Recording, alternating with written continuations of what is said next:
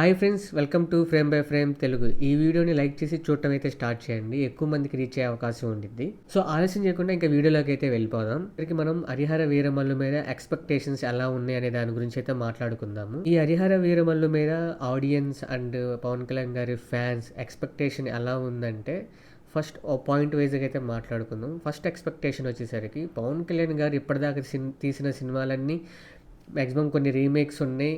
And ఈ movies కూడా only commercial movies లాగే ఉంటాయి, లేదా లవ్ స్టోరీస్ తీసుంటారు. కానీ పవన్ కళ్యాణ్ గారు for the first time pan India movie అయితే తీయబోతున్నారు. అది హిస్టారికల్ బ్యాక్గ్రౌండ్ నుంచి వస్తున్న మూవీ. సో దీని మీద అయితే ఎక్కువ ఎగ్జైట్ అయితే ఫీల్ అవుతున్నారు అనమాట ఆడియన్స్ అండ్ పవన్ కళ్యాణ్ గారి fans and critics also. Reviews కానీ ఎవరైనా కానీ దీని మీద రియల్గా అయితే వెయిట్ చేస్తున్నారు. అండ్ యాంటీ ఫ్యాన్స్ అలాగూ ఉంటారనుకోండి.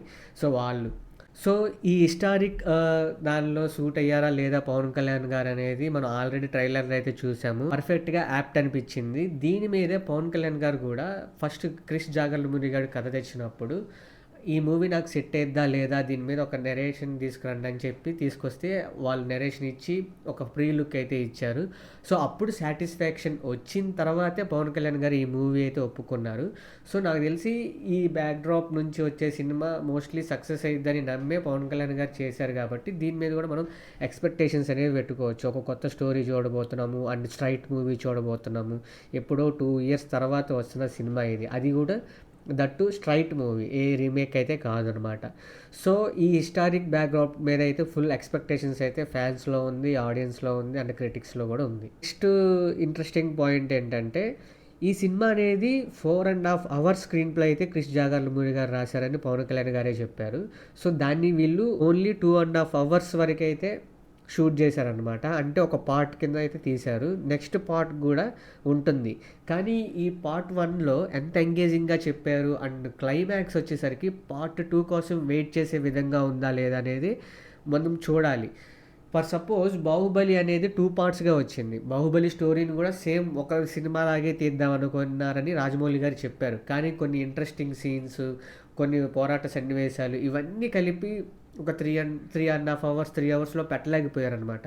సో వాళ్ళు దానికి కొంచెం ఎక్స్టెన్షన్ ఇచ్చి వాళ్ళు ఇంటర్వెల్ దాకా ఒక పార్ట్ చెప్పి ఇంటర్వెల్ తర్వాత నుంచి ఇంకో రెండో పార్ట్కి అయితే సినిమాని విడుదల చేశారు. సేమ్ ఇది కూడా అంతే.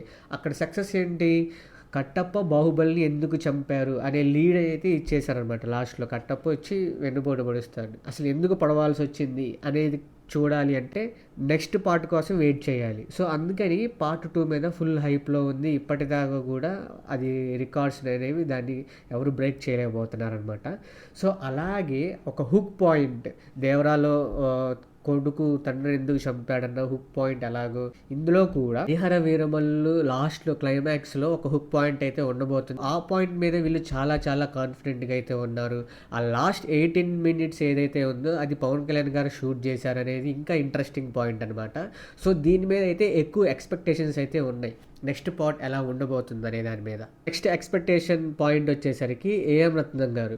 యాక్చువల్గా ఏఎం రత్నం గారు ఒక good producer and good director, good lyric writer and ఇట్లాగా చాలా టాలెంటెడ్ గాయ్ అనమాట. అసలు భారతీయుడు లాంటి సినిమాని మనకు అందజేశారు. సో అతని టేస్ట్ అక్కడే అర్థమవుతుంది. అతను తీసిన 33 సినిమాల్లో మ్యాక్సిమం 20 సినిమాలు బ్లాక్ బస్టర్ ఉన్నాయి.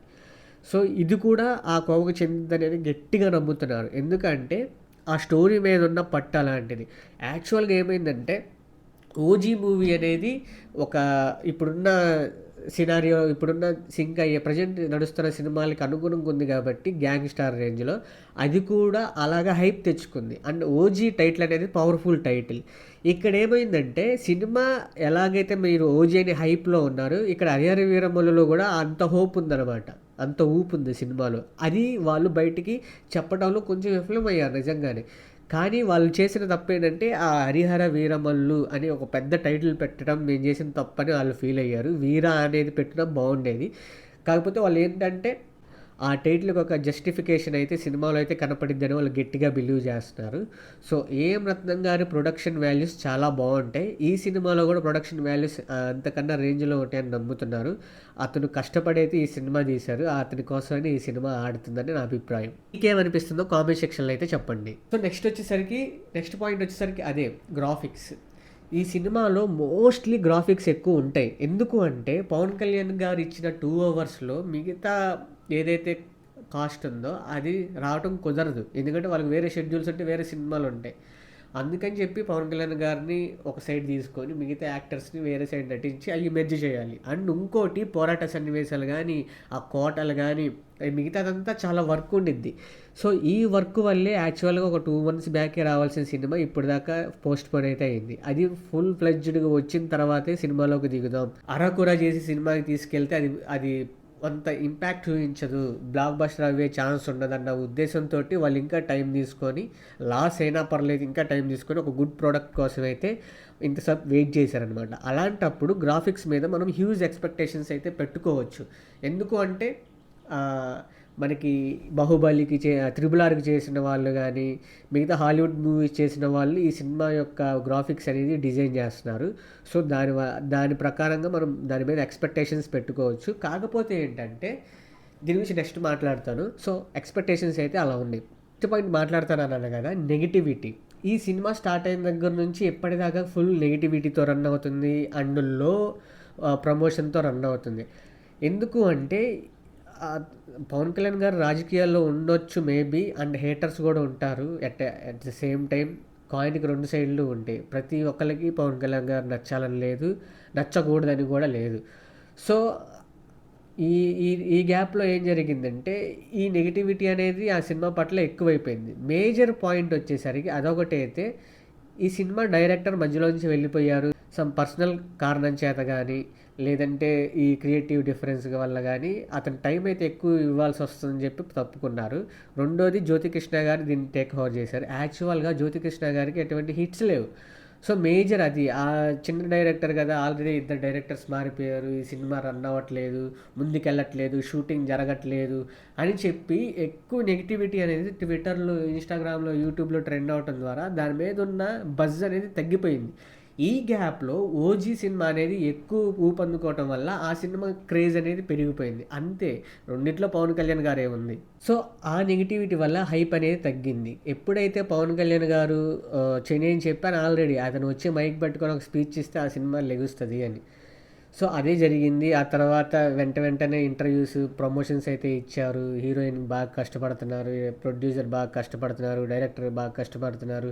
వీళ్ళకి నేను ఒంటరిగా వదిలేయకూడదు, నేను సినిమా గురించి చెప్పాలి బయటకొచ్చి అని చెప్పి పవన్ కళ్యాణ్ గారు అయితే స్టాండ్ తీసుకొని చెప్తున్నారనమాట. ఇప్పుడు అది ఒక హైప్ రేంజ్‌లోకి అయితే వచ్చేసింది. సో, నెక్స్ట్ పాయింట్ వచ్చేసరికి మెయిన్ పాయింట్ కలెక్షన్స్. సో, ఇంతకుముందు పవన్ కళ్యాణ్ గారి సినిమాకి 100 క్రోర్స్ దగ్గర ఆగిపోయిన సినిమాలు ఎక్కువ ఉన్నాయి. 100 క్రోర్స్ కలెక్ట్ చేసినవి ఉన్నాయి గ్రాస్.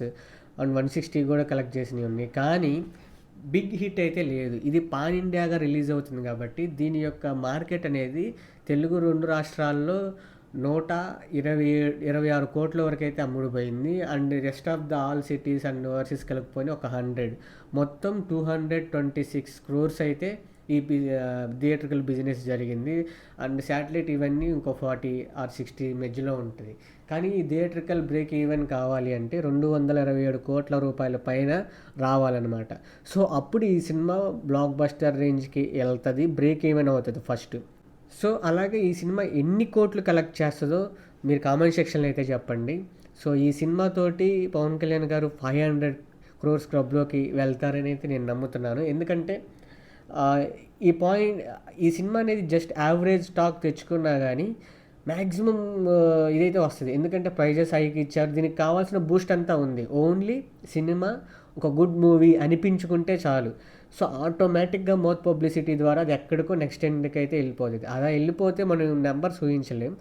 ఫస్ట్ అయితే నా ఎక్స్పెక్టేషన్స్ వచ్చేసరికి ఈ సినిమా 500 క్రోర్స్ ప్లస్ రూపీస్ అయితే వస్తుందని నా అభిప్రాయం. ఏది పాజిటివ్ టాక్ తెచ్చుకుంటే. లేదు అనుకున్నా కానీ బ్రేక్ ఈవెన్ అయితే అవుతుంది. సో, అది డ్యామ్ షూర్. ఎందుకంటే ప్రతి టికెట్ కూడా పవన్ కళ్యాణ్ గారిని చూసుకునే వాళ్ళే. సినిమా స్టోరీని కానీ, సినిమా ప్రొడక్షన్ వాల్యూస్ కానీ అవన్నీ నెక్స్ట్ అనమాట. ఫస్ట్ టికెట్ తెగేది ఓన్లీ పవన్ కళ్యాణ్ గారి ముఖం చూసే ఎవరైనా కానీ టికెట్ తెంచుతారు. సో, అలా తెంచే వాళ్ళు అతనికి ఎక్కువ ఉన్నారు కాబట్టి బ్రేక్ ఈవెన్ చాలా ఈజీ అయింది నేను అనుకుంటున్నాను అనమాట. మరీ డిజాస్టర్ అయితే చెప్పలేము. సో, అది గైస్ నా ఇన్ఫర్మేషన్ కనుక మీకు నచ్చితే లైక్ చేయండి, షేర్ చేయండి అండ్ సబ్స్క్రైబ్ చేసుకోవటం మాత్రం మర్చిపోవద్దు. మళ్ళీ నెక్స్ట్ వీడియోలో కలుద్దాం. బాయ్.